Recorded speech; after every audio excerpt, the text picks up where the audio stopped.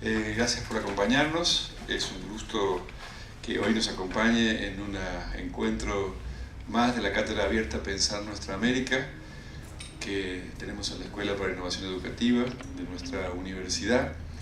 Y es un placer que nos acompañe en una disertación hoy el doctor Jaime Orlando Flores López, que es un intelectual, es abogado boliviano. Para nosotros hay que decir que es muy importante trabajar siempre con la historia de América Latina y con los debates que la historia de América Latina nos propone a todos nuestros procesos políticos.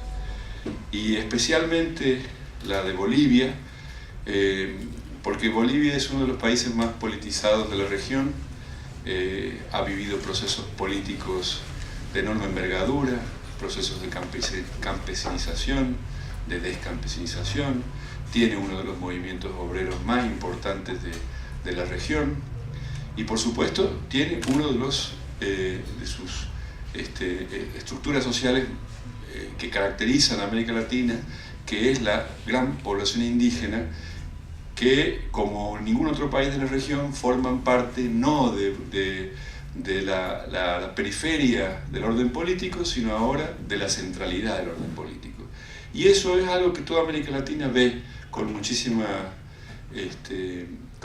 interés, porque efectivamente eso forma parte de un proceso único que creo que no solo es una mirada que le interesa a América Latina, sino a todo el mundo, porque los pueblos indígenas, ustedes saben, le producen cierta renovación al pensamiento filosófico y sobre todo, en este caso, a las miradas políticas, la forma de ver los problemas, la forma de solucionarlos, las filosofías que están presentes en las cosmovisiones indígenas, ¿sí? Están siendo vistas en el mundo como lo que América Latina tiene para aportarle al mundo, nada más y nada menos que eso.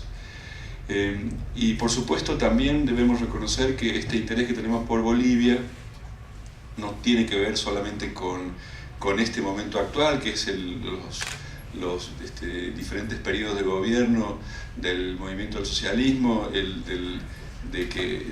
bajo el liderazgo de Evo Morales Ayma, sino también de un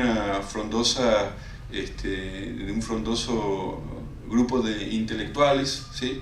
Que hay que reconocer no siempre hemos atendido, ¿sí? Porque nuestra cultura y nuestro proyecto educativo, pero nuestra tradición política es, vamos a decirlo, poco latinoamericanista, ha estado siempre mirando otros procesos y entonces nos es distante también, tan cerca a Bolivia, pero también tan distante nuestros procesos de reflexión.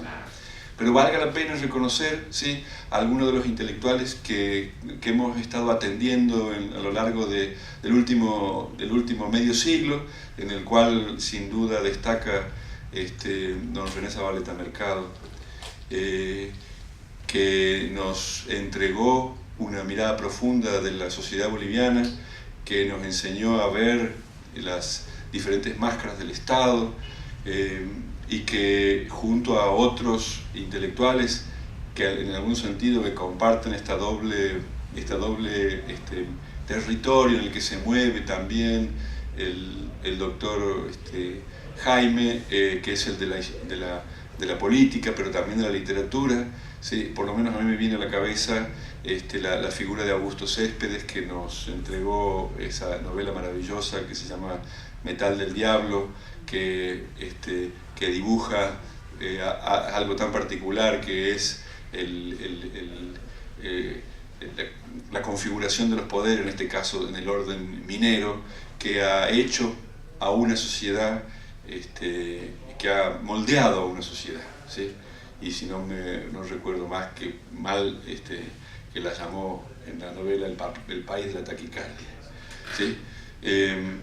Bueno, el doctor Jaime, como digo, es abogado, es licenciado en Ciencias Jurídicas y Políticas, tiene una vasta experiencia como funcionario de gobierno, ha sido actuario, del Juzgado de Instrucción de la provincia de Quillacollo, secretario de la Superintendencia de Minas de Cochabamba, secretario general de la Dirección Departamental del Registro Civil de Cochabamba, subdirector nacional del Registro Civil, ha trabajado en minería, tiene muchos años de trabajo en el gobierno, también varios reconocimientos, y entre ellos, sí, el que me parece que es muy importante es el reconocimiento de la Confederación Nacional de Juntas Vecinales de Bolivia, que lo reconocen como uno de sus intelectuales dilectos por una larga trayectoria de acompañamiento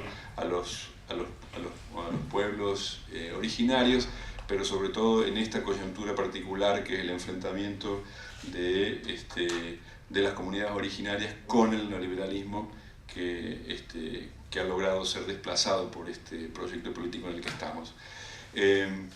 No quiero decir mucho más, quiero que podamos escuchar al doctor Jaime, que está ahora con un segundo volumen de por Caminos del Cambio, ¿sí? Que es una mirada de los últimos años del gobierno de Evo Morales, y que lo muestran a él como alguien con enormes capacidades para ocultar y para visualizar las dificultades y también las faltas de preparación que han tenido nuestros pueblos a la hora de tomar el poder, por cuya distancia histórica, por la falta de hábito de formar parte del Estado, también les ha costado construir respuestas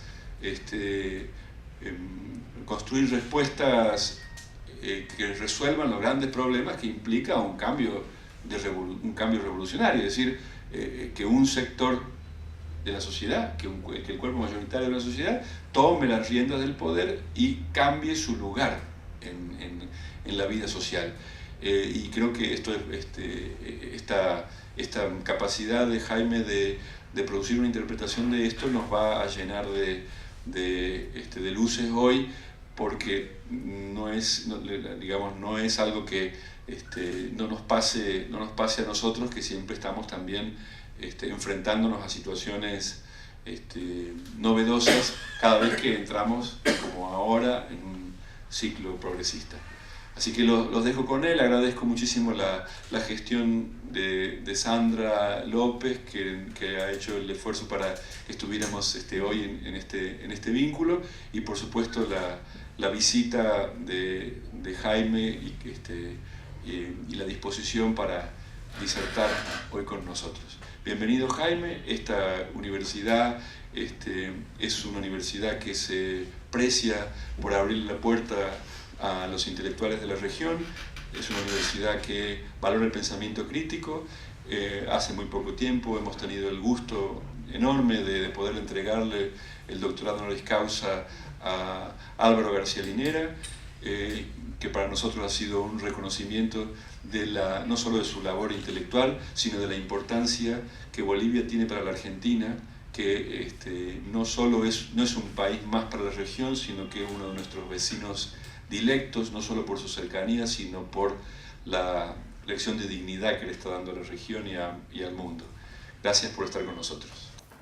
Bueno, primero que nada, debo agradecer la posibilidad que me dan para visitar Santiago y poder explayar mis ideas de manera muy generosa y humilde, como solemos hacer los revolucionarios a lo largo de nuestra América Latina.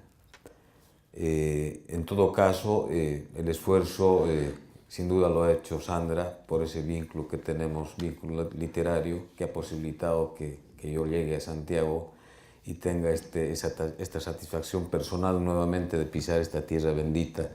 Yo tengo mucho reconocimiento a esta tierra porque conocí hace 3 años, llegué por primera vez, y lo primero que sentí fue el calor humano, inconmensurable, y eso me impresionó. Y después, como muchos amigos saben, conocí a una persona acá en Santiago, una escritora y poeta santiagueña, con quien ahora convivo y es mi pareja es mi esposa, a quien le debo también el reconocimiento, a Marcelita Corbalán, hermosa santiagueña, que ha robado también una parte de ese corazón, y por tanto mi vida es casi entera, digamos, de pertenencia de Santiago del Estero. Bueno, con este preámbulo un poco poético, vamos a entrar en temática. Yo quiero expresarles de manera categórica que efectivamente yo soy militante de la lucha social boliviana desde mis 13 años. Yo me incorporé contradictoriamente, esta parte como preámbulo para que ustedes sepan quién les está hablando. Yo me incorporé a la lucha social en uno de los partidos más ortodoxos de Latinoamérica, que era el Partido Obrero Revolucionario de tendencia trotskista. Y en realidad fue contra la voluntad de mi señor padre, que paradójicamente pertenecía al partido, a la Falange Socialista Boliviana, que constituía la parte de la derecha boliviana, y por tanto había una profunda contradicción con mi padre. Sin embargo, él seguramente pensó que con el transcurso del tiempo iba a dejar las filas de la izquierda revolucionaria para someterme definitivamente a su pensamiento. El tiempo fue distinto. En la medida que ha pasado y transcurrido el tiempo, he sido perseguido ya políticamente por las dictaduras, por la dictadura de Banzer, después por la dictadura de García Meza, y ahí fue donde se definió por completo mi vida política, y mi padre aceptó y más bien me impulsó a continuar con mi decisión tan dura, porque él decía: los revolucionarios mueren pobres. Y yo le dije: tomé la decisión de morir pobre pero rico en función del servicio a los demás.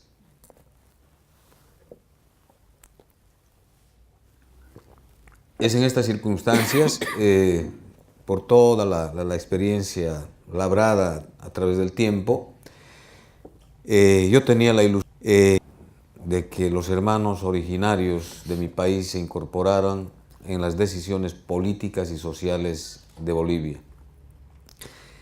Y en ese acápite, obviamente, que he estado participando, y una de las cosas interesantes en mi vida es que cuando era dirigente universitario, muy joven por supuesto, yo iba a dar cursos de capacitación política al Trópico Cochabambino, y allá lo conocí al presidente, ahora presidente, compañero Evo Morales. Por entonces ellos evidentemente estaban ausentes de una formación política, pero nuestra contribución, modesta contribución de quienes viajábamos de manera quijotesca al Trópico Cochabambino, logró en alguna medida contribuir en esa formación, y ahí tenemos los resultados. Y es eso que me compromete también con mi país y me compromete con los movimientos sociales.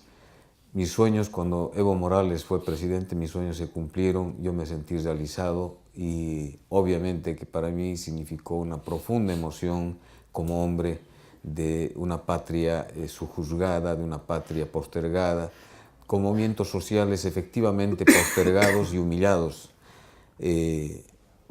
contradictoriamente a todos los intereses de mi padre. Yo estaba detrás de los movimientos sociales. Yo veía cómo sufrían mis hermanos del campo, de hambre y miseria. Entre esas obras, entre esa lectura que hice, escribí un libro sobre la masacre de Navidad. En esa masacre de Navidad yo participé de manera directa, empuñando el fusil junto a los trabajadores y campesinos de mi querida Bolivia.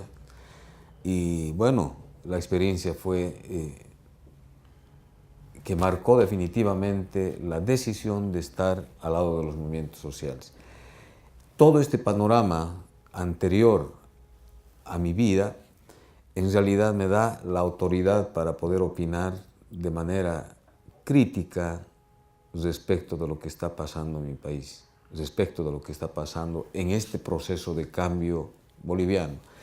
¿Por qué yo puse este nombre al primer tomo cuando empecé a escribir?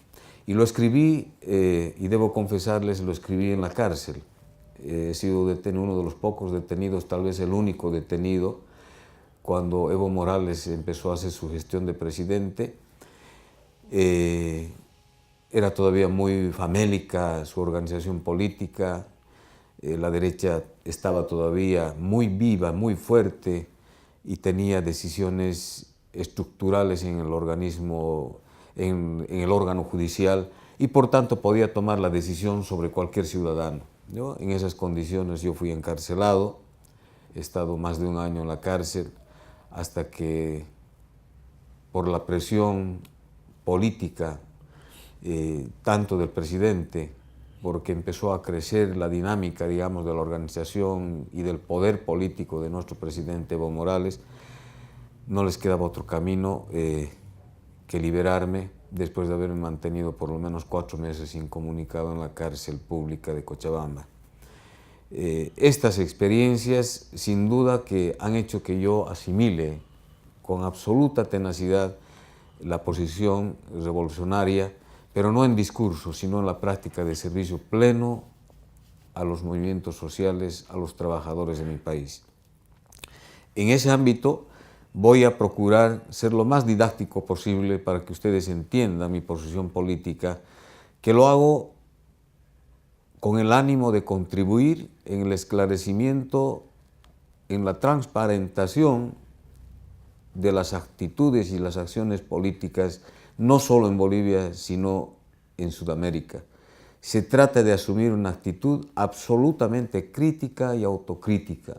Si nosotros no asumimos una actitud de esa naturaleza y dejamos correr el agua bajo el puente sin asumir una actitud responsable, seríamos también cómplices y más bien seríamos absolutamente responsables del fracaso de todo un proceso histórico que se ha gestado en Bolivia y en Sudamérica.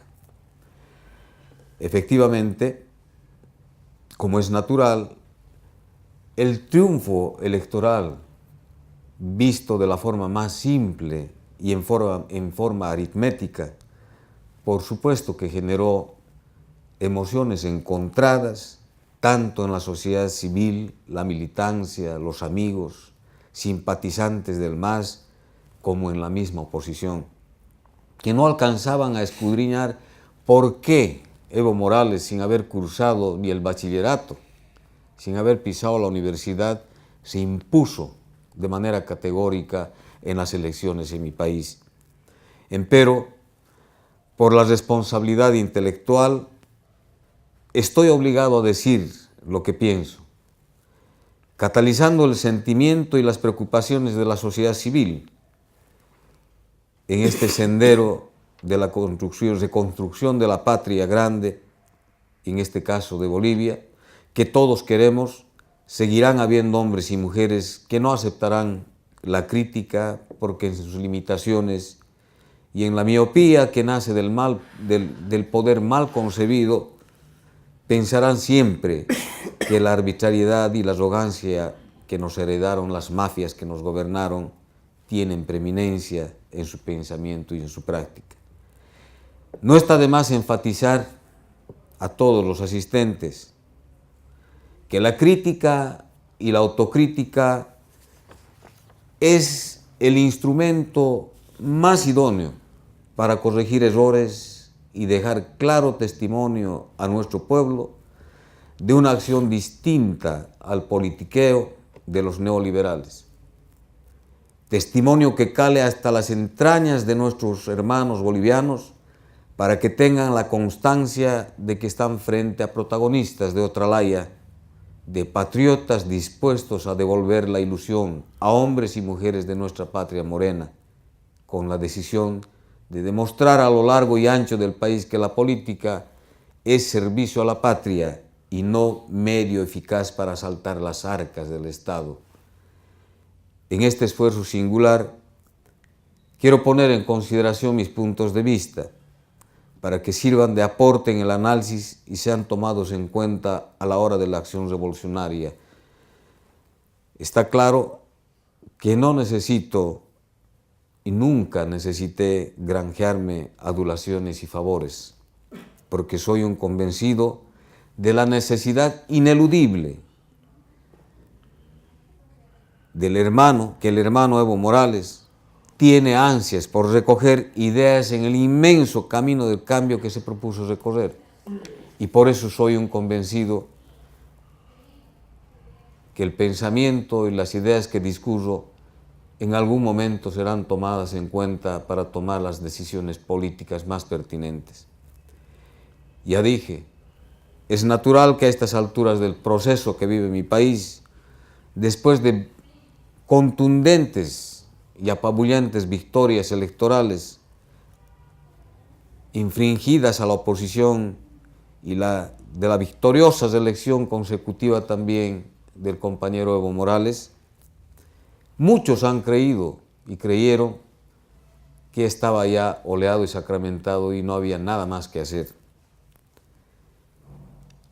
En política, la metafísica casi no tiene espacio. En política, la dialéctica es la que cuenta, porque la dinámica del proceso social es tan constante y a veces virulento y necesita de respuestas inmediatas, de decisiones inmediatas que puedan favorecer a los amplios, en este caso, sectores sociales, como en Bolivia, los movimientos sociales, para frenar el ímpetu de nuestros enemigos de clase, de nuestros enemigos ideológicos. Es esto que no se entiende y no se ha entendido oportunamente. Sin embargo, estamos obligados a dar una mirada retrospectiva a la gestión de gobierno, que es muy vital para tomar acciones que nos permitan hacer un análisis autocrítico.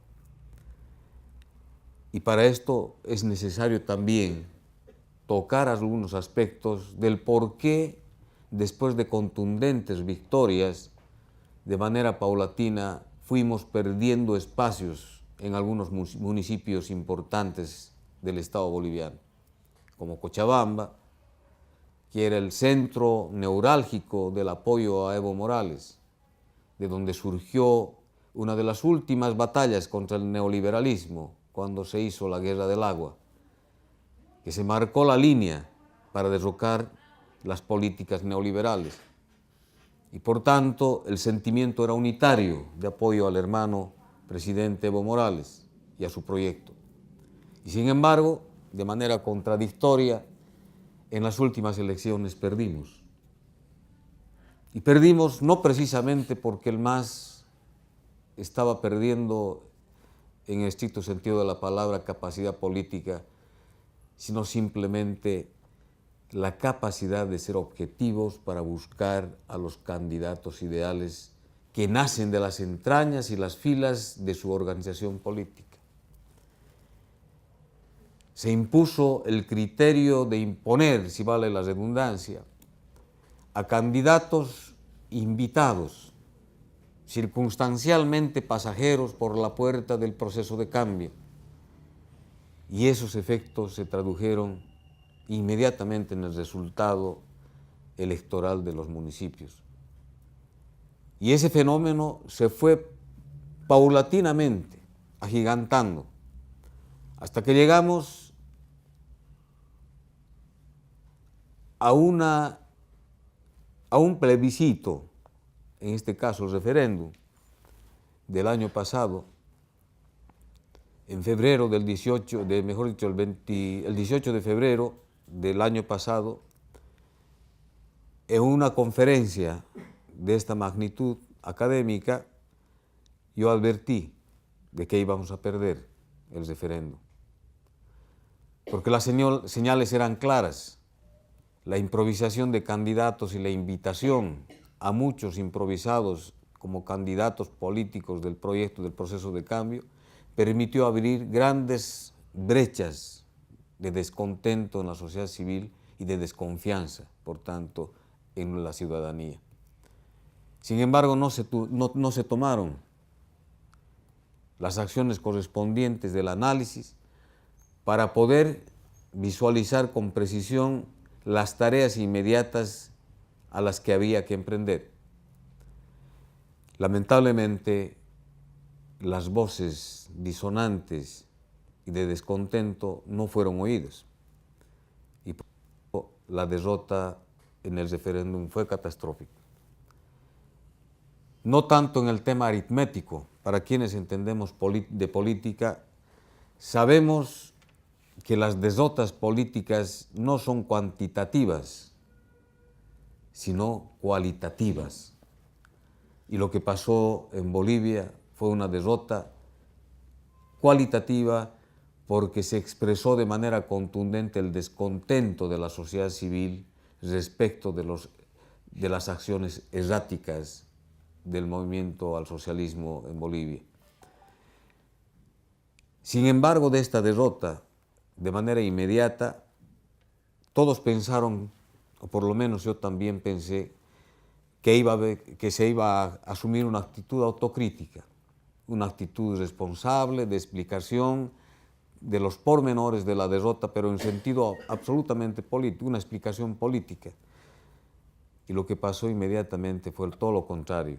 Salieron a explicar que la derrota fue porque se había confundido la ciudadanía y que la derrota se atribuía más a la confusión de los ciudadanos y que se equivocaron en el momento de la votación y que simplemente fue un error de los ciudadanos al haber emitido su voto en contra de la reelección del hermano presidente.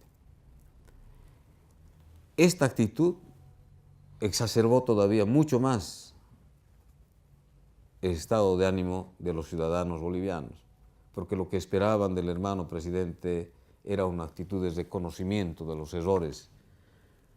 Yo lo había planteado de manera abierta a través de notas escritas, pidiendo de que se asuma una actitud autocrítica y se reconozcan los errores que se habían cometido previa a esta elección, a este referéndum.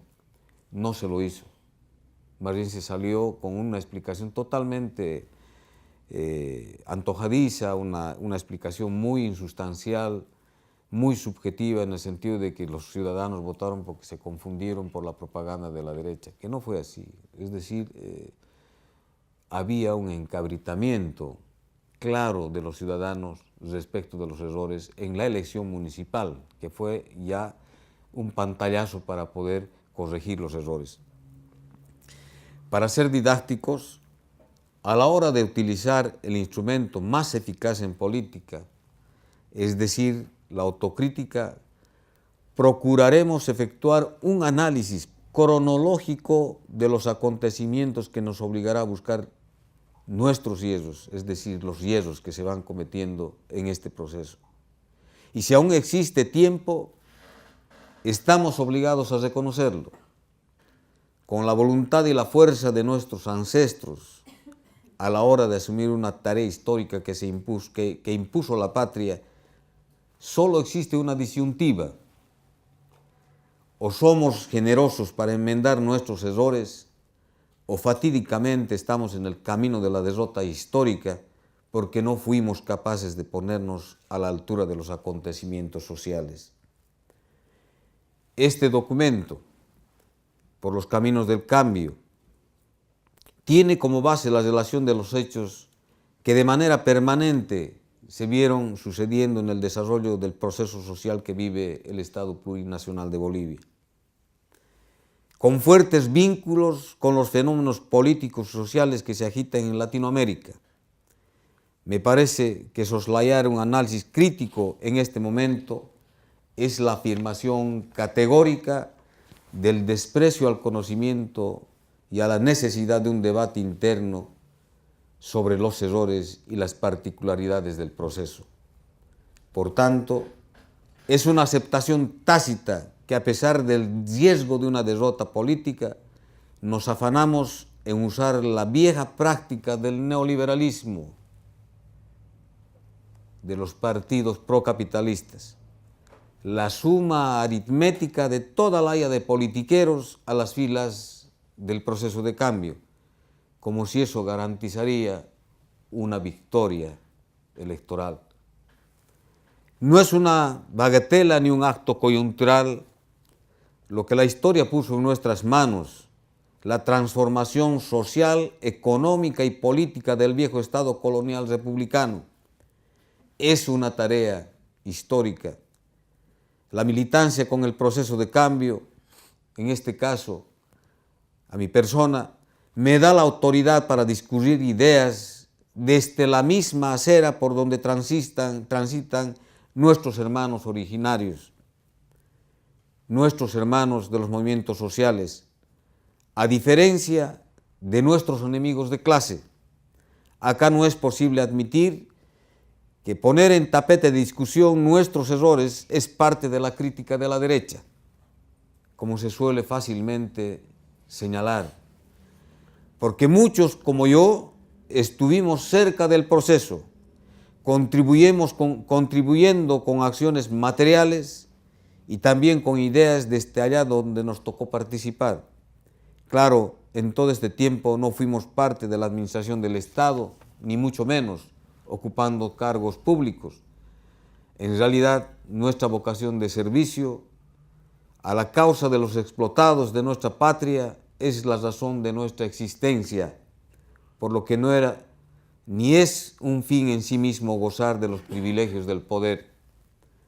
Así como fuimos críticos y vislumbramos una derrota en los municipios, en ocasión de las elecciones para las alcaldías o los gobiernos municipales, así de esa manera pretendemos tocar la sirena de alerta roja, porque como nunca el ciudadano común tiene sus reparos en contra del proceso de cambio, no precisamente porque la derecha o la oposición haya hecho una brillante gestión política, o porque estos tengan un programa alternativo, o porque tengan mejores candidatos. Al contrario, es porque el soberano de manera casi recurrente ha sido testigo de una serie de acciones protagonizadas por militantes en la administración pública, pero además la mutación paulatina de muchos dirigentes a la forma de vida capitalista. Estamos afirmando que muchos pasaron a ser parte del aburguesamiento originario en desprecio de sus raíces y su cultura. Este acápite a mí me permite ser absolutamente categórico, porque he convivido con los hermanos originarios, he tenido la suerte de vivir con ellos y sé exactamente cuáles son sus inquietudes, cuáles son sus aspiraciones. Y a mí me ha dolido muchas veces encontrar a hermanos todavía originarios en condiciones precarias, en condiciones infrahumanas de vida, y sin embargo algunos ya lograron un estatus, entre comillas, económico, en franco desprecio y marginamiento de sus propios hermanos. Es este tipo de factores que tenemos que tomar en cuenta y que tienen que ser una fuerte llamada de atención, porque no discutir, no salvar estos aspectos puede significar el fracaso definitivo y el desprecio definitivo de los mismos hermanos originarios que se encuentran en condiciones económicas absolutamente deplorables. Es menester dejar claramente establecido que la cronología de los hechos que voy a ir mencionando es el resultado de los constantes equívocos que cual semillas inexpugnables se vinieron sembrando y que seguramente fueron las causantes o los causantes de la derrota en el referéndum del año pasado, del 18 de febrero. En realidad, yo quiero recordar y quiero poner como testimonio las gloriosas jornadas de octubre de la ciudad del Alto de La Paz, protagonizados por movimientos sociales que fueron determinantes para la caída y derrota de los partidos neoliberales y de su democracia pactada. Yo recuerdo de manera absolutamente fresca la imponente movilización social que cual espadas invencibles se forjaron en la fragua de la confrontación con un gobierno entreguista, francamente proimperialista, como era Gonzalo Sánchez de Lozada. Las recetas del Fondo Monetario Internacional y el Banco Mundial llevaron al despeñadero al gobierno Gonzalo Sánchez de Lozada, que con franca actitud servil a los intereses transnacionales asió las banderas del movimiento nacionalista revolucionario para convertirse en una rosca de nuevo cuño de sujetos que se ocuparon de vender las riquezas naturales a las transnacionales. Y en este acápite quiero hacer un paréntesis. Cuando yo participé en la masacre de Amayapampa, y a ustedes quiero pasarles ese dato, cuando recabamos la documentación de en cuánto habían vendido la mina más rica de Bolivia en cuanto a oro, resulta que nos enteramos que lo habían vendido, el Estado boliviano, Gonzalo Sánchez de Lozada, había vendido esa mina en 2.000 bolivianos, equivalentes más o menos a 4.000 pesos argentinos. Una cosa irrisoria y que consta además ese documento en actas de la Notaría de Minas, o mejor dicho, de la Notaría de Hacienda de la Gobernación de Potosí. Este hecho hizo que los trabajadores y los originarios del territorio se movilizaran en contra de este gobierno. Y es así como se ha actuado, es así como se han regalado nuestras riquezas en Bolivia. Y por eso era importante que los campesinos y los trabajadores mineros se movilizaran y enfrenten militarmente al ejército boliviano. Y ahí es cuando yo participo también en primera fila, junto a los trabajadores y campesinos para enfrentar al ejército boliviano. Ese hecho luctuoso, criminal, no se ha esclarecido hasta la fecha. No ha habido responsables de esa masacre. Hubieron más de 16 muertos, más de 20 heridos, y sin embargo no hubo responsables de aquel hecho fatídico. Las jornadas de octubre, coincidentemente con las jornadas de Octubre Rojo bolchevique en Rusia, abrieron las puertas de una descomunal movilización para poner en evidencia el colapso de la democracia formal y vislumbrar en el horizonte un profundo cambio en el Estado caduco neoliberal. Son los fabriles, maestros, estudiantes y movimientos originarios los que derrotaron en las calles la cobarde masacre ordenada por Gonzalo Sánchez y su incondicional ministro Carlos Sánchez Berzaín. Lo ocurrido en Octubre Negro, el 2003, no fue más que la culminación de un proceso de acumulación de los fenómenos sociales que pusieron en evidencia el final trágico de los partidos mercantiles y de profundas convicciones prebendales, es decir, la práctica clientelista de la política traducida en el politiqueo vulgar había tocado su fin. Los movimientos sociales pasaron por encima de las metrallas y las botas serviles para aplastar al sistema caduco e inoperante. Esta experiencia, descomunal experiencia de la ciudad del Alto para derrotar al gobierno neoliberal, tenía que servir como lección para asumir una actitud de absoluto compromiso responsable en la conducción del proceso de cambio. En estos días, en la ciudad del Alto, en la comunidad de Achacachi, ya hay algunas movilizaciones. Los hermanos originarios de Achacachi fueron el sustento fundamental, la piedra angular del proceso de cambio para derrotar al neoliberalismo en las calles.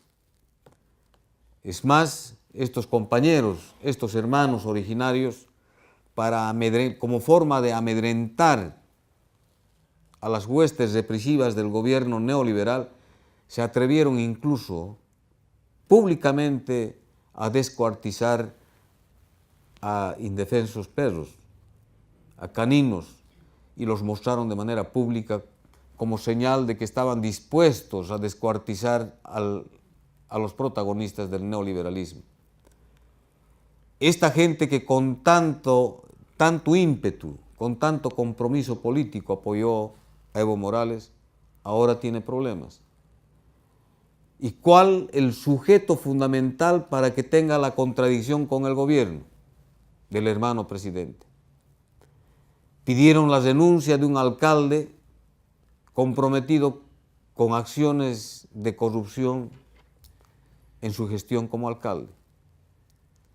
Era más fácil pedir la renuncia inmediata de un corrupto y someterlo a la justicia ordinaria, pero lamentablemente salieron al paso defendiéndolo y apresando a los dirigentes de la comunidad, lo que por supuesto ha ocasionado una reacción natural de los hermanos originarios y una confrontación con el hermano presidente, no con el proceso de cambio. Y ellos siguen sosteniendo el proceso de cambio, el desarrollo de este proceso histórico. Lo que pasa es que están pidiendo en este momento que alguna gente que se ha vinculado al proceso de cambio de manera circunstancial, porque eso ocurre también en un proceso revolucionario, en un proceso político, hay alguna gente que se prende de los procesos políticos de manera absolutamente oportunista. Y es esta gente que no responde a la altura de los acontecimientos sociales. No se ha puesto a la altura del desarrollo social, cuando era necesario empezar a purgar precisamente con personas visibles, como el alcalde de Achacachi, en territorio que antes era inexpugnable para el neoliberalismo. No se olviden que en ese territorio el hermano Álvaro García Linera inició las acciones guerrilleras, junto a un conocido dirigente que en este momento está liderando la lucha pidiendo la renuncia del alcalde para restablecer la transparencia en el municipio. Esto es lo que no se comprende. Y lamentablemente, para los resultados del referéndum del año pasado, tuvieron mucho que ver acciones de esta misma naturaleza. Cuando lo más pertinente en acciones dolosas o comprometidas con corrupción es sentar las bases de una autoridad inflexible. No podemos convivir bajo el mismo techo con la corrupción, ni los que tienen o con las personas o sujetos que tienen inclinaciones de hacerse de fortunas a costa de acciones delictivas.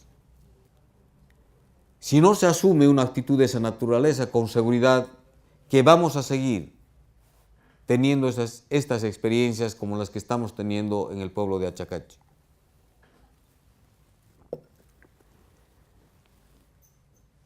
Otra de las cosas fundamentales que es necesario discutir, sobre todo se está discutiendo ya en Bolivia, es el tema de la aparición de grupos o agrupaciones ciudadanas al amparo de la ley electoral. Agrupaciones ciudadanas que no tienen una estructura política definida, no tienen programa, ni tienen normas estatutarias que les permitan regular las acciones de sus ocasionales militantes. Han aparecido como hongos agrupaciones ciudadanas en Bolivia. Y algunos, obviamente, han hecho de la práctica del politiqueo una práctica cotidiana, al amparo precisamente de este tipo de leyes electorales que no protegen los objetivos y los intereses del ciudadano. Porque es fácil que los ciudadanos o los sujetos acostumbrados al politiqueo y a la práctica prebendal cambiarse de agrupación ciudadana como si se tratara de un equipo de fútbol. Pero nadie dice nada. En ese sentido, yo creo que es también importante que el gobierno, que se precia de revolucionario, tiene que poner un alto porque esos son los espacios que permiten filtrar a sujetos para ser parte del proceso de cambio y de impregnarlos de actitudes absolutamente contrarias a la moral revolucionaria. Y eso es lo que está sucediendo en Bolivia. Yo he planteado en su momento que las agrupaciones ciudadanas deben dejar de existir y deben, más bien, en contrario, exigirse la formación pues, de partidos políticos con estructura, programa y estatutos, exigiendo además a los ciudadanos que tengan principios básicos de ética y moral, porque cuando se incorporan a las agrupaciones ciudadanas no tienen en absoluto ni principios ni ética. Para ellos es simplemente, ¿no es cierto?, algo circunstancial y algo pasajero que les permita aprovechar del Estado y las instituciones estatales o las instituciones municipales para sacar beneficios personales. Y sin embargo, esto tampoco ha tenido una respuesta. En ese ámbito, yo quiero decirles que en Bolivia, por ejemplo, la derecha se sigue moviendo porque tiene la posibilidad todavía del argumento de la confusión. Hay un personaje conocido de la derecha que fue parte de la dictadura de Banzer, o del dictador Hugo Banzer Suárez, don Tuto Quiroga, Jorge Quiroga, que fue presidente también de Bolivia, que sin tener la mínima capacidad de organizar ni siquiera una agrupación ciudadana, se presta a una sigla de una agrupación ciudadana y se presenta a la elección, saca unos cuantos diputados para empezar a hacer el politiqueo, no la política, no para hacer propuestas. Y como ese señor, ¿no es cierto?, otro señor como es Doria Medina organiza una agrupación ciudadana, no un partido, y les da la posibilidad a través de la prebenda otra vez, ¿no es cierto?, de hacer el politiqueo en el Estado boliviano. Si asumiéramos una actitud ya severa de un mensaje en ese sentido hacia los ciudadanos de exigir la organización o el órgano electoral exigiera la organización de partidos políticos con estatutos, con programa, etcétera, con normas claramente definidas, las cosas estoy seguro que cambiaría y hasta la discusión política cambiaría, tendría otro tono, porque estuviéramos discutiendo con personajes, ¿no es cierto?, y retando además al debate político ideológico, que no existe en este momento. La oposición se ha reducido simplemente a las bagatelas cotidianas, a las difamaciones, a las calumnias, y de eso se ocupa. Y como existe la posibilidad de administrar algunos municipios, se ocupan de administrar de mejor forma posible los negociados que hacen en los municipios, como está ocurriendo en la ciudad de Cochabamba en la actualidad. Hay un alcalde que ha llegado con una agrupación ciudadana, gracias a los errores que he señalado, y esa alcaldía es una de las alcaldías más corruptas. Los negociados más grandiosos de millones y millones de dólares. Este fenómeno o estos fenómenos son los que preocupan y molestan a los ciudadanos, porque se sienten impotentes al no tener instrumentos adecuados como para poder hacer realidad sus objetivos como personas activas de una sociedad.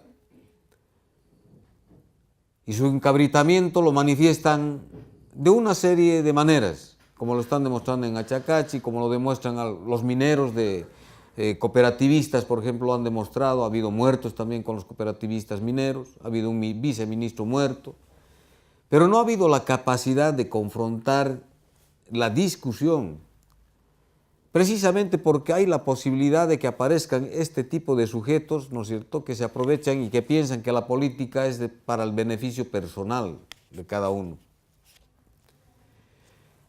Y entre otras cosas, uno de los aspectos centrales es el tema de la justicia. En mi país, la elección de magistrados, de autoridad del órgano judicial, se lo ha hecho de manera con el voto universal, de manera directa, que no estuvo mal, por lo menos en mi criterio no estuvo mal. No está mal. Lo que estuvo mal es entregar esta rica iniciativa a esos vividores, a esos dirigentes que viven del politiqueo para tomar decisiones y digitar el nombramiento de autoridades judiciales, que ya después fue incontrolable, porque esa gente entró no para hacer justicia ni administrar de la mejor forma la justicia, sino para meter la mano al bolsillo del ciudadano. Y en algún momento el mismo presidente y el vicepresidente dijeron: la justicia en Bolivia está fétida, hiede, asquea. ¿Pero qué había que hacer? Había que darles un mensaje claro a los movimientos sociales, a los dirigentes, decirles: saben ustedes, son nuestros aliados naturales de este proceso de cambio, pero no están en condiciones de la elección, y mejor dicho, de la selección de las autoridades judiciales. Esto dejen a otra instancia, ¿no es cierto?, académica y de entendidos en la materia. Lamentablemente no se lo hizo, porque hay temor. Tengo la impresión que hay temor. A mí me parece que es mejor decir las cosas por su nombre y decir para corregir, no para seguir permitiendo. Otra vez, Bolivia va a ingresar a una etapa electoral en la elección de los magistrados del órgano judicial. Y otra vez estamos entrando casi en la misma dinámica. Hay muchos compañeros míos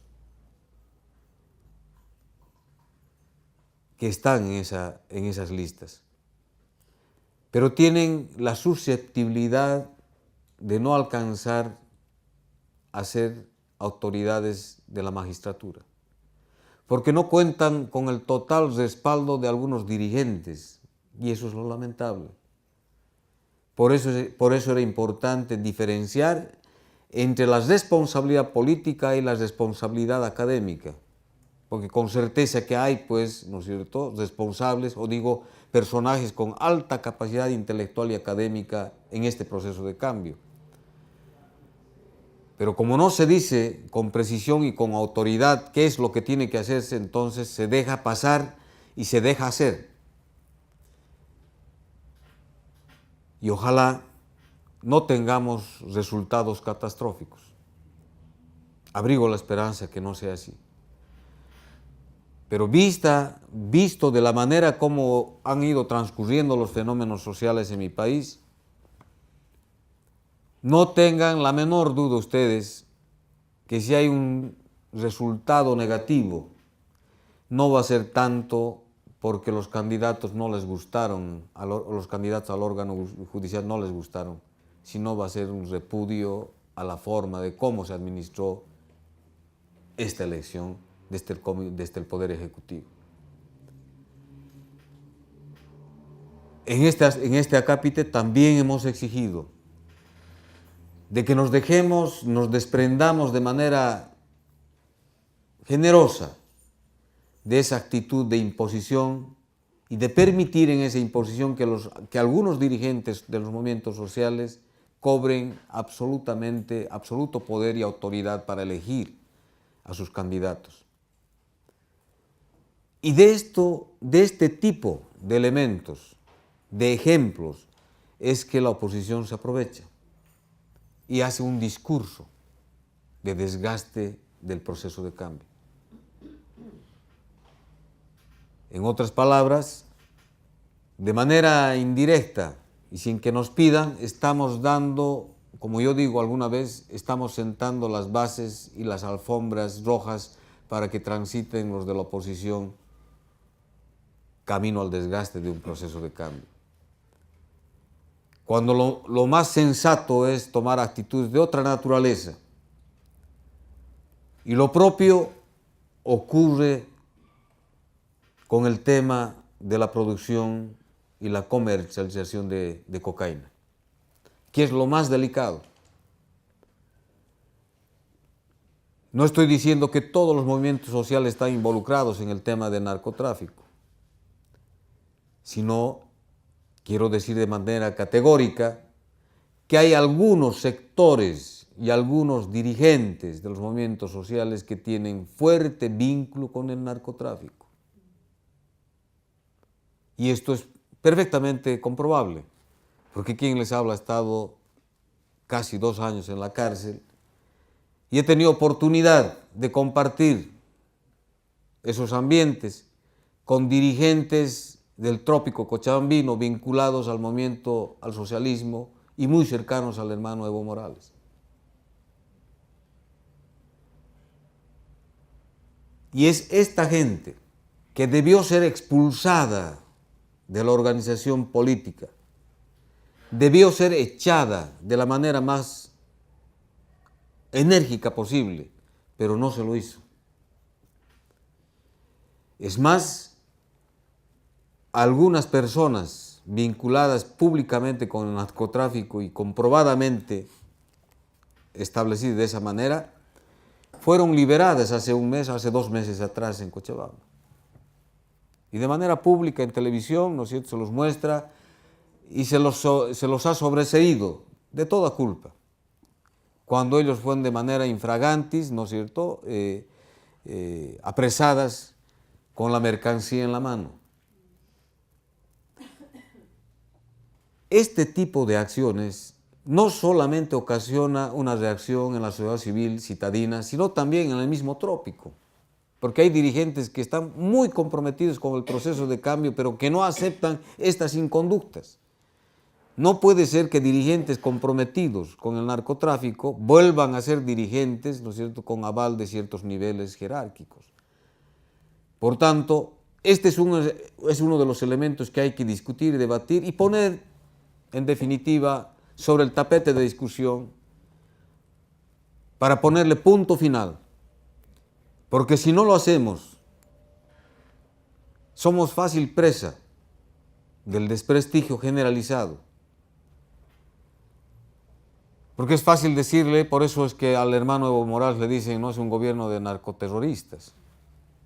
Es muy fácil. Y aunque no fuera así, el tema es diferenciarse. Si en la familia existe alguien que está mal, el padre de familia tiene que tener el elemental juicio para separar a ese hijo y por lo menos reformarlo, o intentar reformarlo, pero no perdonarle la vida y que continúe nomás con sus males. Y entre otras cosas, el tema de la corrupción.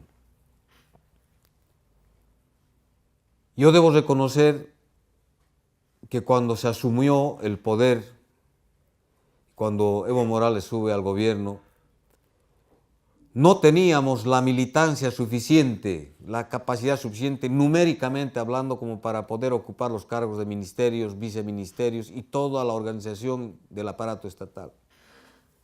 Entonces se empezó a cooptar y en esa cooptación aparecieron muchos oportunistas, a los que yo los llamo los colgandejos. Se prendieron del proceso de cambio. Y son estos los autores, en muchos de los casos, en los ministerios, y en este caso en el Fondo Indígena, por ejemplo, donde se despilfarraron millones de dólares destinados a la ayuda de las comunidades originarias y que nunca llegaron a esas comunidades originarias, pero sí llegaron a cuentas particulares totalmente comprobadas. Ahí también debió tomarse una actitud de manera categórica, identificar a los autores echarlos y expulsarlos del proceso y del movimiento al socialismo. Se manejó un discurso echando la culpa a la derecha, echando la culpa al imperialismo. Eso no le cree el ciudadano, no le cree al gobierno, porque son los mismos hermanos originarios los que han sido víctimas y han sido los autores de las denuncias. Estos fenómenos que estoy señalando son fundamentales para la toma de actitud crítica contra su gobierno y contra su proceso de cambio. Yo estoy absolutamente convencido que no son enemigos del proceso de cambio, como yo no lo soy, y no lo voy a hacer. Pero yo no voy a admitir, como muchos hermanos bolivianos, no vamos a admitir la corrupción ni el narcotráfico en las filas del proceso de cambio. Hemos tenido una triste experiencia en este último viaje, cuando los gendarmes interceptan el bus y resulta que nos encontramos con que 6 niñas, apenas niñas, casi adolescentes, fueron detenidas por estar en posesión de cocaína. Y las niñas eran del norte, eran de Potosí, del lugar de donde yo provengo, y conozco perfectamente cuál es la dinámica de esta comercialización. Y por tanto, esto es lo que debe a mí, a mi persona y a muchos, obligarnos a tomar una actitud profundamente crítica. Porque la crítica no significa destruir el proceso. La crítica significa debe significar el fortalecimiento del proceso, salvar el proceso, arrancar de las manos de la oposición y del imperialismo la posibilidad y el argumento para desgastar y destruir todo un proceso revolucionario. Es eso lo que tiene que entender, y tienen que entender los hermanos que están conduciendo el proceso de cambio. Yo en el libro señalo de manera muy categórica que en Argentina, en Venezuela, en Brasil, empezó a tener flaquezas el proceso revolucionario de la patria grande, precisamente por este tipo de situaciones que se empezaron a suscitar de manera ya casi recurrente. Y que nadie habló con absoluta autoridad. Probablemente lo iba a hacer Chávez, el comandante Hugo Chávez, probablemente lo iba a hacer. Pero lamentablemente no ocurrió. Ustedes como argentinos saben lo que ha pasado en Argentina. La derecha no está durmiendo, el imperialismo peor. Y han aprovechado precisamente para penetrar al gobierno de Cristina Fernández y desgastarlo para generar un descontento, aparente descontento con un proceso de transformación en Argentina. Pero sobre la base de los actos de corrupción. No sé si estoy equivocado. Parece Vox Populi que habían actos de corrupción en el gobierno de Cristina Fernández. Y por tanto, son estos elementos, cual parásitos que germinan al interior de un proceso revolucionario, que van debilitando precisamente un proceso de transformación. Y el resultado lo tenemos ahí. Tenemos un Macri que está destruyendo los beneficios sociales y la política de asistencialismo a los más necesitados en esta parte de nuestra América. En Bolivia no estamos lejos de esto. Por eso es importante que todos los puntos de vista respecto de este proceso tienen que ser tomados en cuenta a la hora de la toma de decisiones. No es tarde en Bolivia, no hemos perdido todavía, no hemos sido derrotados por la derecha no hemos sido derrotados por el desánimo de los ciudadanos, de nuestros hermanos bolivianos. Pero creo que ha llegado la hora de asumir una actitud absolutamente responsable y autocrítico para reconducir el proceso, reconducir en el sentido de la transparencia absoluta, sobre la base de principios revolucionarios, de ética y moral.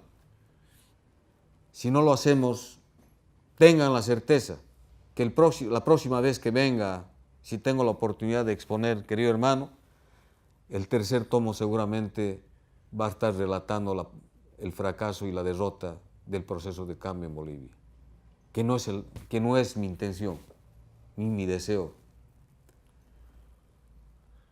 Pero es necesario, por eso es necesario tomar el toro por las astas.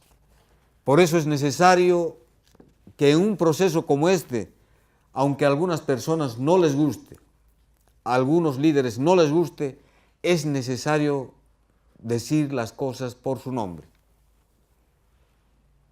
No hacerlo, ya lo he dicho en algún momento, es sinónimo de ser absolutamente cómplice y corresponsable del fracaso histórico. Finalmente, quiero señalar de manera enfática que mi participación en esta oportunidad, esta prestigiosa universidad, es con el ánimo de generar debate, pero un debate sincero, transparente, que nos permita encontrar nuestros defectos y nuestros equívocos. Porque solo sobre la base de la configuración y la objetivación de estos errores vamos a tener la capacidad de corregir esos errores. Teniendo la capacidad de reconocer con generosidad, con humildad. Si no lo hacemos, vamos a perder la posibilidad de transformar nuestra patria grande. En Bolivia existe algún temor. Yo les confieso que no tengo temor. No tengo temor porque los hermanos del movimiento al socialismo, del proceso de cambio, saben que mi vida ha sido consagrada a la lucha social de mi país. Y saben que yo no voy a transigir y no voy a dar un paso al costado para pasarme a la acera de mis enemigos de clase, de mis enemigos ideológicos. Prefiero que me pisen y pasen por encima mis propios hermanos de clase, mis propios hermanos de principios ideológicos. Pero no puedo constituirme, y lo ratifico de manera contundente, no puedo constituirme en cómplice del fracaso histórico que tiene la posibilidad efectiva de transformar y de hacer que nuestro país, en este caso Bolivia y nuestra América, se transforme y se libere definitivamente del yugo imperialista. Yo quiero agradecerles, estoy convencido de que mis palabras van a tener la acogida necesaria y van a ser entendidas en esa dimensión para seguir construyendo la patria grande que nuestros ancestros siempre han ideado. Gracias y reciban un abrazo y si ustedes tienen alguna pregunta estoy dispuesto a responder.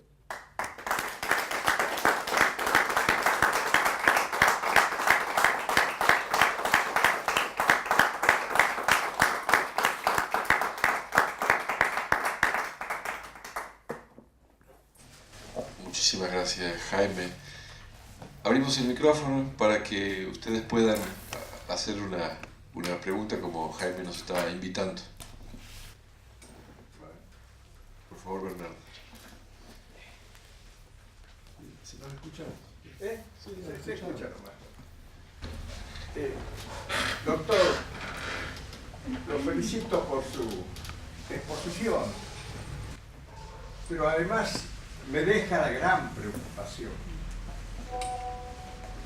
Argentina y Brasil están en manos del neoliberalismo. Usted sabe porque significaría de que Bolivia, aun cuando país pequeño comparado a Argentina y Brasil, sin embargo, es una de las expresiones revolucionarias en América Latina, llega a caer en manos del neoliberalismo. Eso supone esta pregunta: ¿qué futuro le advierte, aunque más o menos lo ha dejado traducir, qué futuro le advierte a la integración latinoamericana? ¿O es que los movimientos populistas, es el populismo, por ejemplo, los movimientos nacionales populares y latinoamericanos, están en crisis? Sí, adelante. Vamos. Sí, un poco enlazando con lo que decía el doctor Herrera, mi pregunta es, ¿existió o se ha tratado de discutir dentro de las fronteras de Bolivia, dentro del país, dentro de la nación boliviana, entre los compañeros de causa, este tema, este problema, digamos, como decimos aquí comúnmente, lavando los trapitos sucios entre casa? Eso por un lado. Y más o menos reiterando la preocupación del compañero Herrera, digo, que acaso los movimientos populares y nacionales tienen la característica de que se contaminan de corrupción. ¿Qué pasa? ¿Cuál es la mirada que los compañeros, en este caso los compañeros bolivianos que han luchado, que yo admiro mucho a dónde se ha llegado, porque nos dan un ejemplo de lucha por lo que ha sido Bolivia y lo que es actualmente? Entonces, me queda eso, digo, que los movimientos populares y nacionales están destinados al fracaso porque se corrompen fácilmente. ¿Qué pasa si los otros son honestos, son inmaculados? ¿Qué es lo que está pasando? ¿Qué es lo que pasa? ¿Cuál es la mirada? Qué importantes las dos preguntas que me han formulado. Primero, el populismo está en crisis. Yo debo decirles que en Bolivia todavía no hemos entrado en una crisis de esa naturaleza. Pero existe esa natural descomposición expresada en el desánimo de los hermanos bolivianos, que de manera silenciosa y a veces en las calles exigen a su presidente, a su hermano presidente, tomar acciones contra estos colgandejos, contra estos bellacos que se han incorporado al proceso de cambio para hacerle daño a un proceso histórico. Le exigen en las calles. Pero lamentablemente hay sectores, y esto también hay que decirlo, hay gente que se ha incorporado al gobierno, que tiene mentalidad de la ultraderecha, y lo denuncio públicamente, sin ningún reparo. Gente que ha caído por azares de la vida o por alguna influencia a ser círculo importante del gobierno. Y es a esta gente que no le interesa discutir con los sectores populares. No le interesa. Lo que le interesa es su interés particular de enriquecimiento ilícito. Y está en este momento el presidente con certeza que está en una disyuntiva. Yo debo confesarles, como lo dijo nuestro hermano en principio, yo soy asesor de un importante sector, soy asesor político de un importante sector de los movimientos sociales como es CONALJUVE, la Confederación Nacional de Juntas Vecinales de Bolivia. Ahí, por ejemplo, en reiteradas oportunidades he planteado el debate y la discusión sobre estos temas. Y se ha llevado la línea a través de notas escritas al señor presidente, al hermano presidente. Yo personalmente lo he redactado. El hermano presidente lo recibe de buen agrado, muchas veces me ha respondido de manera personal, aunque últimamente no lo he hecho, pero se denota que hay un fuerte entorno que no le permite hacer la disgregación, si vale el término, la diserción de estas ideas, la disección anatómica de estas ideas para tomar las acciones. No le permite. Es mi conclusión. Porque si lo dejaran de manera libre, tomar las decisiones, con seguridad que Evo Morales ya iba a tomar, varias veces lo dijo. Públicamente salió de manera muy enfadada a decir: señores, esta gente corrupta, señores, he aprendido de mi proceso y los voy a echar, pido que denuncien. Pasan 2 días y resulta que baja el tono y pasa al olvido. Eso significa que hay algunos sectores que están fuertemente influenciando interiormente para que el presidente no tome las acciones inmediatas. Esto es lo que nos preocupa, por lo menos en este sector que hemos estado discutiendo de manera reiterativa este tema, esta temática. Es más, hay un elemento que me preocupa mucho a mí, pero que no me desalienta.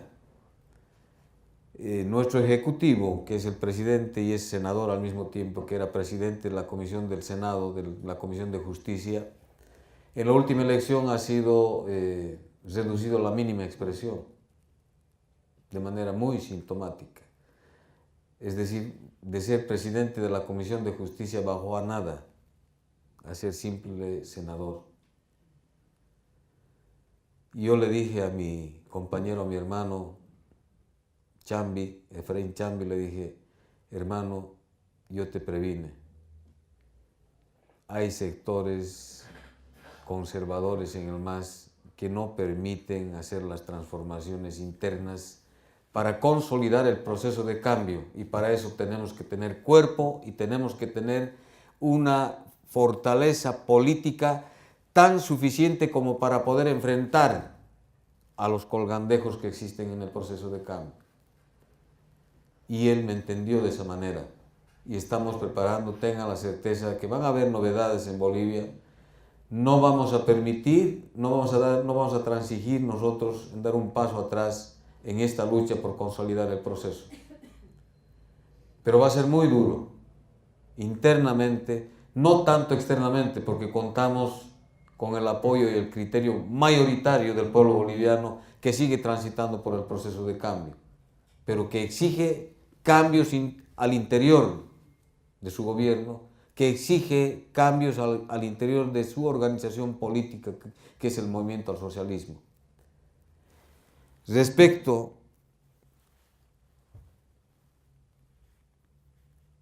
de la discusión, creo que he tratado de responder de la discusión interna. Hay la discusión interna. Este último tiempo se está agudizando esa discusión. Como es sabido, uno de los aspectos centrales de la confrontación, ustedes deben saber que el Partido Comunista tiene mucha influencia en el proceso de cambio en Bolivia, y es esta muralla que está impidiendo una discusión una apertura en la discusión mucho más abierta. Pero dependerá mucho de la fortaleza de los movimientos sociales para imponer el criterio revolucionario al interior de este proceso de cambio. Sabemos cómo es la estructura del Partido Comunista y sabemos la influencia que tiene, pero también sabemos de la fortaleza que tienen los movimientos sociales, y confiamos que en esa discusión nos vamos a imponer. Y si hoy estoy acá, en este ámbito de absoluta honestidad respecto de lo que está pasando en mi país, no es con el ánimo de denuncia, no es con el ánimo, la intención de hacer fracasar o hacer abortar un proceso revolucionario, sino con el estricto sentido de la crítica y la autocrítica revolucionaria, que tenga la capacidad de transformar y corregir los errores para beneficio de los miles de trabajadores y originarios de la patria grande. Esa es la intención. Y no debemos temer a la discusión, porque de eso se aprovecha la oposición, de eso se aprovechan los enemigos de la patria grande, los serviles del imperialismo, de la falta de discusión. Se aprovechan de la actitud pasiva que asumimos por no discutir, por no decir al jefe que se está equivocando. Es preferible decirle al jefe que se está equivocando, porque es peor asumir en silencio que se equivoque y fracasemos históricamente todos. Y finalmente, quiero decirles que los movimientos sociales, en este caso la Confederación Nacional de Juntas Vecinales, se ha propuesto una tarea hasta fin de año. Estamos haciendo una serie de planteamientos políticos a través de documentos escritos al presidente, pidiéndole el tiempo necesario para la discusión, el debate y la reflexión. Yo le decía extra micrófonos esta mañana que el próximo año es el año de la discusión abierta y franca en Bolivia. No obstante de los muertos de los hermanos mineros cooperativistas en los conflictos pasados, no obstante de esos muertos, sigue existiendo la necesidad de la discusión y ellos lo plantean. Aquí no hay resentimiento, es decir, nos han matado, nos resentimos, es nuestro enemigo Evo Morales y hasta luego. No hay esa actitud. ¿Por qué creen que no hay esa actitud? Porque están convencidos que es su proceso, es un proceso que ellos han gestado, que nosotros lo hemos gestado. Y si se han sumado algunos colgandejos a este proceso, es otro problema que tenemos que discutir y resolver internamente. Pero no vamos a renunciar al proceso de cambio, al proceso de transformación social.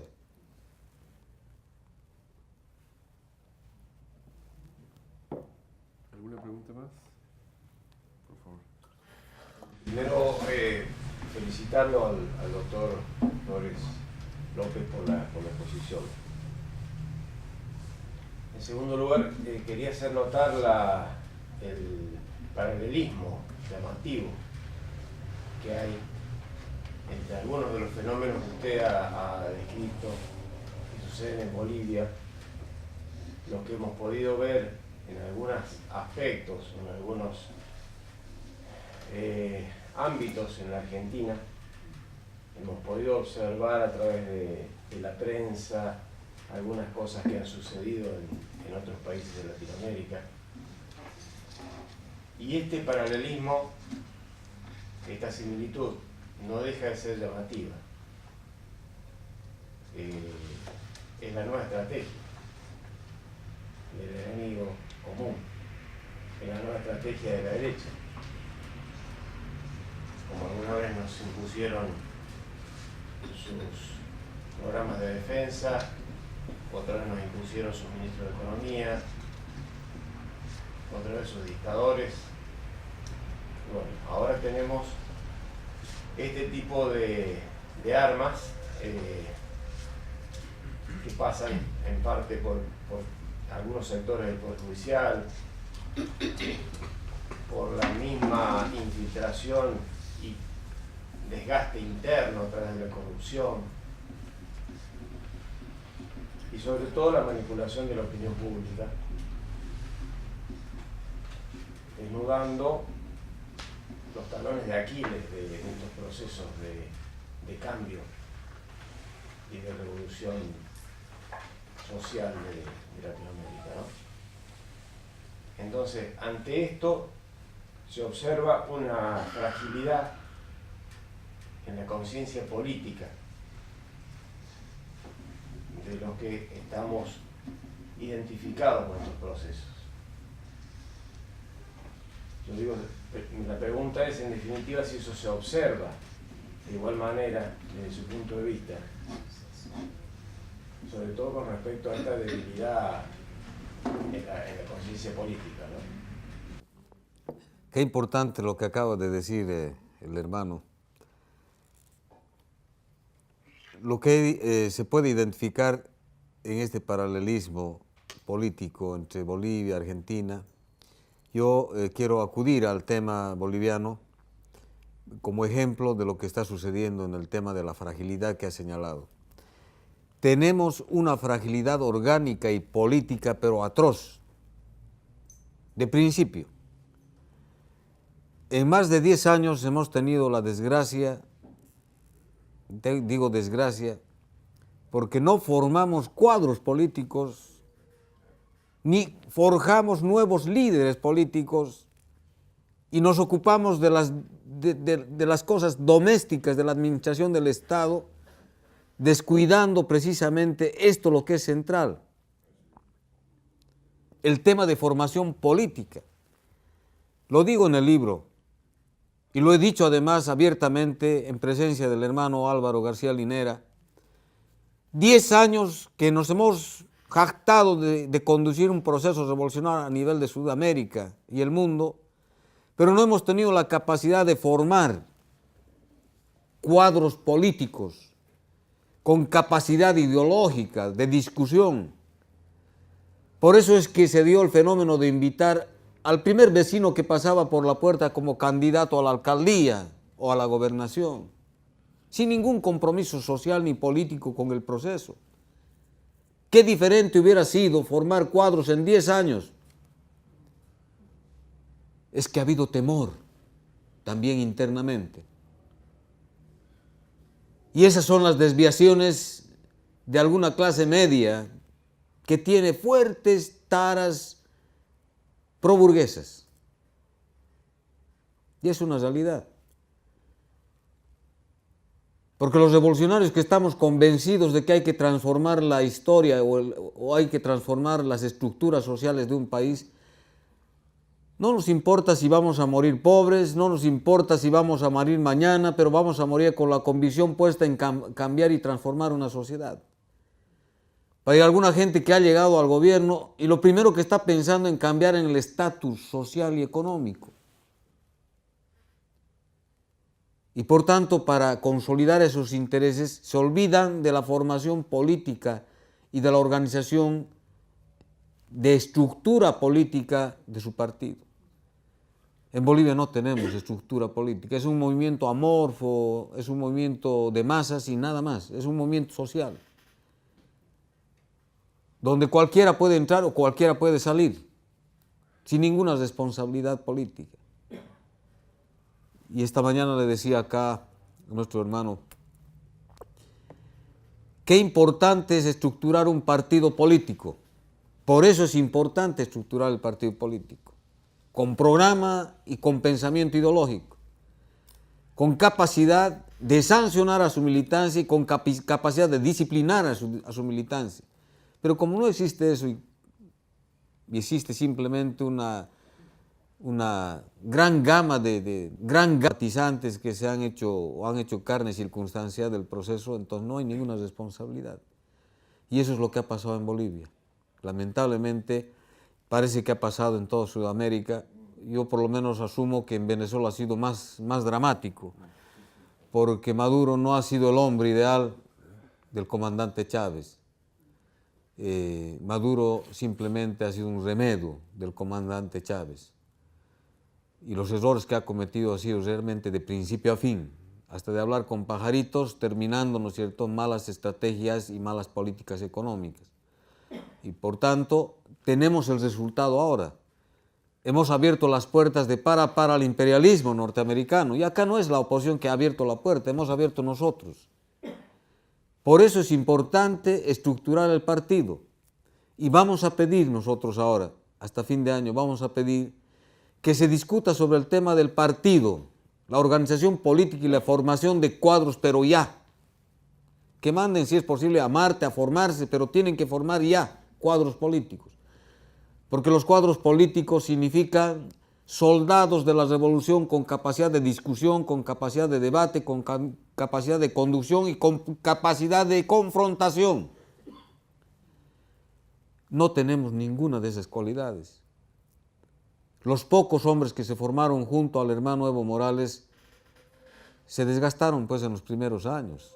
como es natural.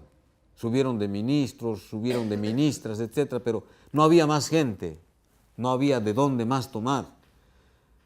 Y ahí aprovecharon los colgandejos de la ultraderecha, ni siquiera solamente conservadores. Y puedo dar ejemplos. En la gobernación de Cochabamba, en las direcciones estratégicas del gobierno departamental, ocupando cargos, gente comprometida con la derecha, con la dictadura. ¿Qué pueden ellos hacer respecto de las transformaciones sociales de un gobierno? Nada. Lo que van a hacer es boicotear, obviamente. Y simplemente ganar su sueldo y ganar algunas cositas más extras, pero jamás van a fortalecer el proceso. Entonces, yo creo que como conclusión, respecto a la pregunta que hizo, es que hay necesidad de estructurar una organización política e ideológica, pero firme, capaz de confrontar estos retos históricos. En Bolivia ahora últimamente se está hablando de la formación política, se está haciendo los esfuerzos, como en maratón, sobre la marcha, pero bueno, es el intento. Pero hay una cosa que quiero confesarles, en Bolivia todavía vemos muchos militantes del proceso de cambio con convicciones firmes, dispuestos a seguir marchando en el proceso de cambio, y entre esos me considero yo.